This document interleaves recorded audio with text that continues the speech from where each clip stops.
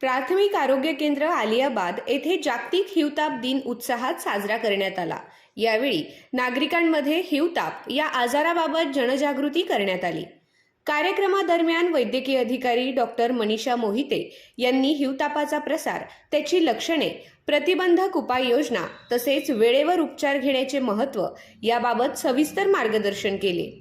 आरोग्य सहाय्यक अरुण पगार व देशमुख नाना यांनीही नागरिकांना स्वच्छतेचे महत्त्व, डासांची उत्पत्ती टाळण्यासाठी घ्यावयाची काळजी आणि घर परिसर स्वच्छ ठेवण्याबाबत माहिती दिली। तसेच आरोग्य सेवक मनोज गावित यांनी हिवताप नियंत्रणासाठी शासनाच्या विविध उपक्रमांची माहिती उपस्थितांना दिली।